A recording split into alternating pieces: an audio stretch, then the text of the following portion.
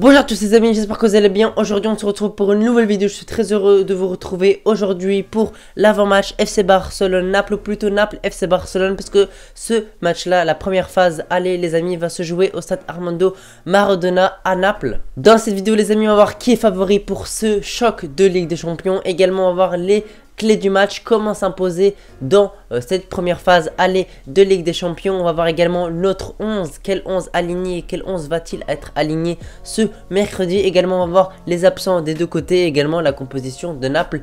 Bref les amis, restez bien jusqu'à la fin de la vidéo parce qu'il y a énormément d'informations et d'analyses. Donc les amis, n'en perd pas plus de temps, c'est parti.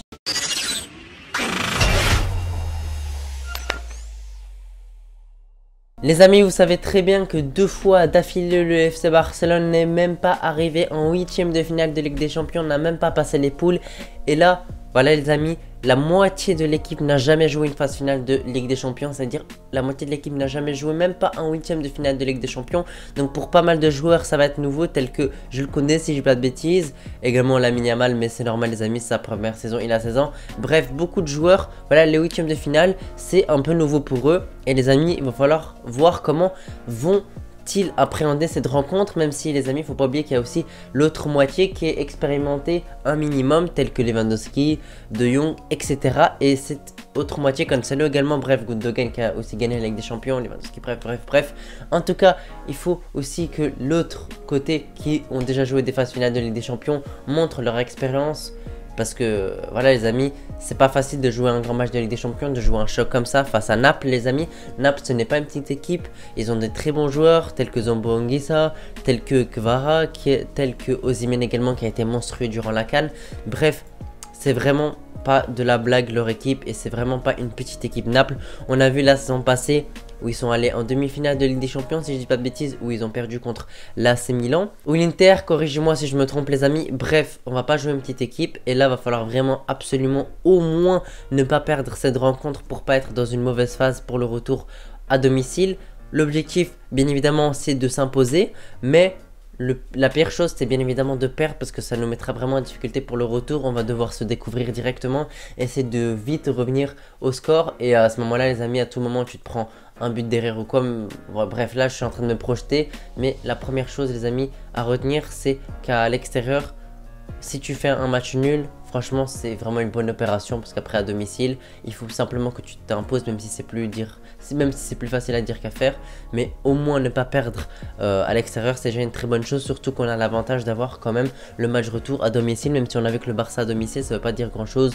On a perdu de nombreuses fois, même contre des petites équipes ou même des matchs nuls tels que Grenade, également Girona où on a perdu 4-2 à domicile. Bref, même si vous savez que ça veut pas dire grand chose avec le Barça, mais ça reste quand même un avantage parce que les amis, un stade Armando Maradona avec un stade bouillant, etc., ça aurait vraiment pas été facile. Puisqu'on a fini premier de notre groupe, bah on reçoit à l'extérieur et ça c'est vraiment une super bonne chose. Les amis, quelles sont les clés principales pour ce match de Ligue des Champions? Les amis, bien évidemment là on va parler surtout du match aller, mais n'oublions pas que cette rencontre est surtout sur 2 matchs et l'équipe qui a marqué le plus de buts bien évidemment se qualifie. Déjà faut oublier le but à l'extérieur, voilà, je m'en reparlé s'il existerait encore, mais ça fait plus d'un an que le but à l'extérieur n'existe plus. Donc les amis, la première chose déjà les amis, un bon résultat pour le FC Barcelone, ce serait bien évidemment pas une défaite, voilà, un match nul à l'extérieur ou une victoire encore mieux serait vraiment la meilleure des choses.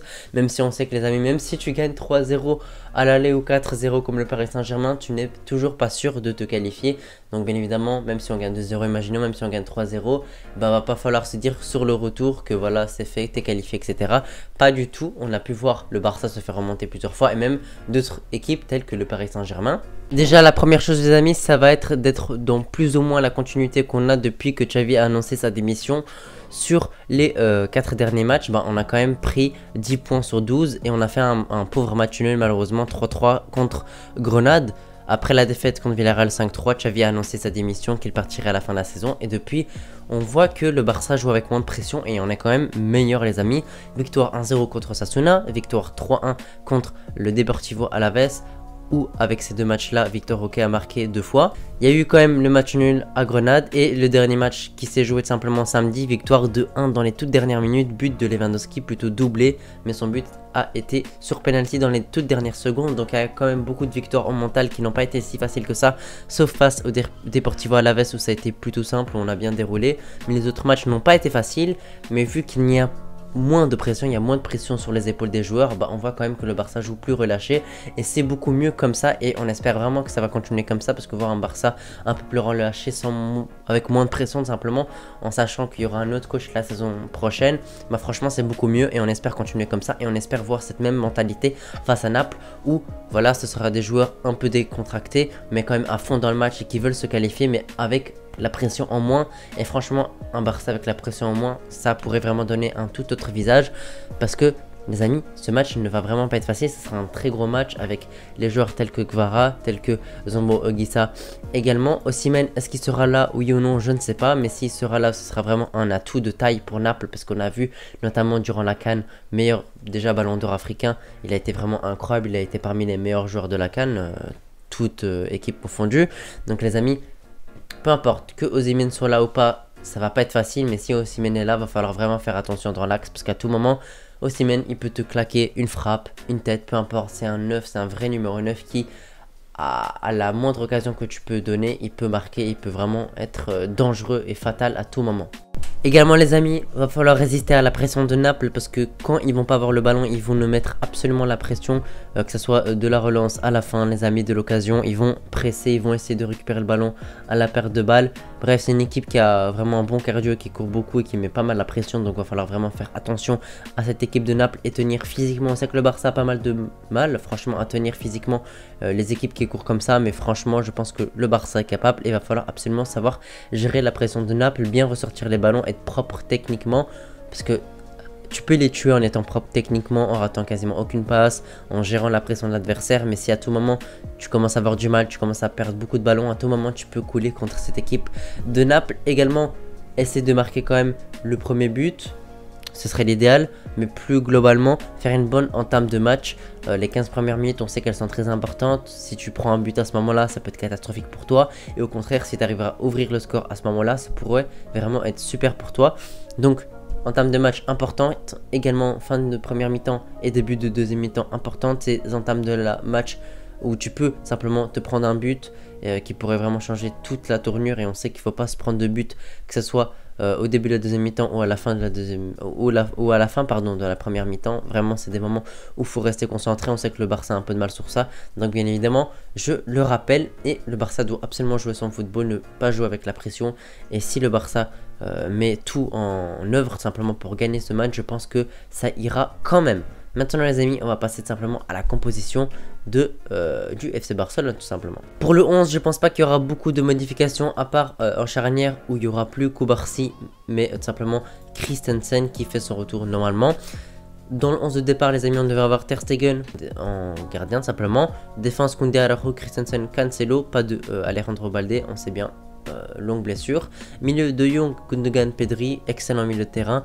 Attaque Yamal, Lewandowski, Vitor Roque, une attaque qui marche super bien. Vitor Roque à gauche, Yamal à droite et Lewandowski en pointe. Bref les amis, excellent 11. Va falloir déjà les amis compter sur le milieu de terrain qui est vraiment très qualitatif. On espère qu'ils vont bien s'entendre et sortir un gros match et bien tout simplement faire couler le milieu de terrain de Naples. Également l'attaque va être primordiale, surtout Lewandowski en pointe qui devra pas se louper. Lamine Yamal, c'est comme d'habitude, il est vraiment super, des fois il y aura des occasions etc, mais il crée énormément, il dribble énormément, il fait beaucoup de différence comme d'habitude, et on espère qu'il ne sombrera pas dans ce match, parce que les amis, il a que 16 ans et il va jouer un gros match de Ligue des Champions.